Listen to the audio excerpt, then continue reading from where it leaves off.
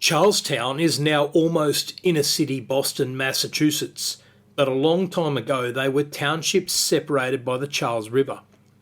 In 1640, Harvard College was given a monopoly power to operate a ferry over the river. In the late 18th century, though, the ferry was becoming inadequate and a company was formed to build a bridge. The state entered into a contract with the company allowing it to build the bridge and charge tolls provided an annual compensation fee was paid to the college. The Charles River Bridge was built and made huge profits for shareholders. The public eventually resented being forced to pay tolls long after the bridge had been paid off. The state chartered a new company to build the Warren Bridge, which would also have tolls, but only until construction was paid off, not longer than 6 years.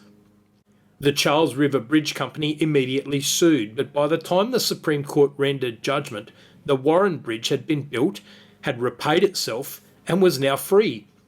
The Charles River Bridge became an investment disaster.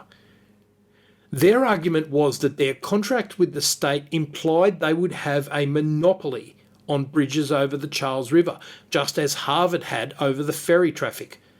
They said the new bridge violated Article 1, Section 10 of the US Constitution, which said no state shall pass any law impairing the obligation of contracts. The Supreme Court disagreed. Chief Justice Taney said, where a corporation alleges that the state has surrendered its power of improvement and public accommodation in a great and important line of travel along which a vast number of its citizens must daily pass, the community have a right to insist, in the language of this court, that its abandonment ought not to be presumed in a case in which the deliberate purpose of the state to abandon it does not appear.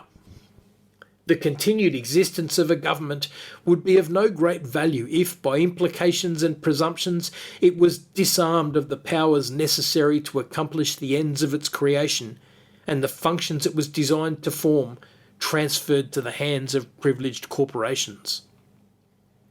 This case confirms that the role of the state is to improve the circumstances of the community, and the right to do this should be preserved and not restricted by implication or technicality.